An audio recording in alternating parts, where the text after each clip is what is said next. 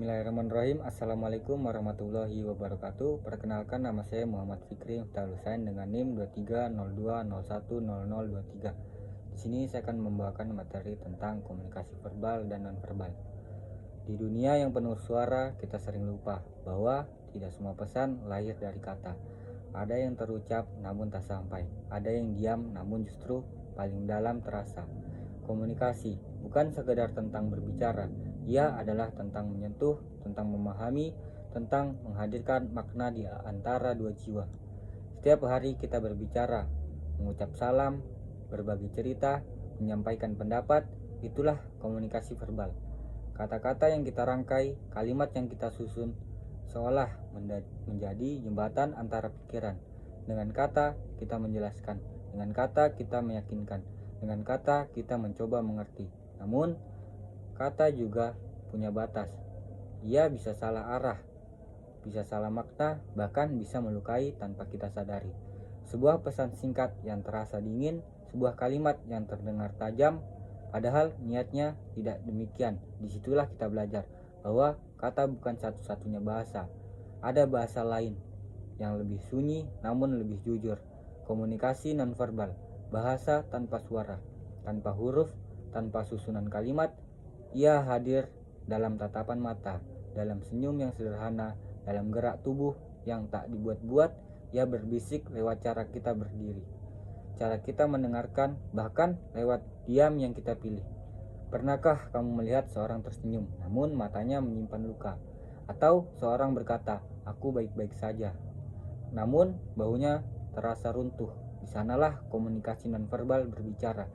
Lebih jujur, lebih dalam, lebih nyata, karena sejatinya tubuh tidak pernah benar-benar bisa berbohong. Apa yang kita rasakan selalu menemukan jalannya untuk terlihat. Dan tanpa kita sadari, seringkali orang lebih percaya pada sikap kita daripada kata-kata kita. Sebab komunikasi bukan hanya tentang apa yang terdengar, tetapi juga tentang apa yang terasa. Bayangkan sebuah kata terima kasih yang diucapkan tanpa senyum, dan bandingkan dengan sebuah anggukan tulus tanpa satu kata pun, mana yang lebih bermakna. Disinilah kita mengerti bahwa komunikasi verbal dan nonverbal bukan untuk dipilih salah satu, melainkan untuk diselaraskan. Kata yang baik harus diiringi sikap yang tulus. Ucapan yang lembut harus ditemani ekspresi yang hangat. Karena ketika keduanya berjalan seiringan, pesan tidak hanya sampai, tetapi juga dirasakan. Dalam kehidupan sehari-hari, kita sering sibuk didengar, namun lupa untuk benar-benar memahami. Kita fokus berbicara, namun jarang belajar membaca, padahal dalam diam seseorang bisa tersembunyi ribuan cerita. Dalam satu tatapan, bisa ada luka yang tak terucap. Dalam sebuah hembusan napas, bisa ada beban yang tak terlihat.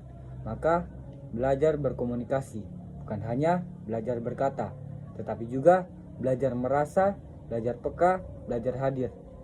Belajar menjadi manusia yang benar-benar melihat manusia lain. Di era digital ini, kata-kata meleset begitu cepat. Pesan singkat, komentar, dan tulisan yang terkadang kehilangan rasa, tanpa ekspresi, tanpa nada, tanpa kehangatan yang nyata. Dan disitulah kesalahpahaman sering lahir, karena kita lupa bahwa tidak semua makna bisa ditampung oleh huruf.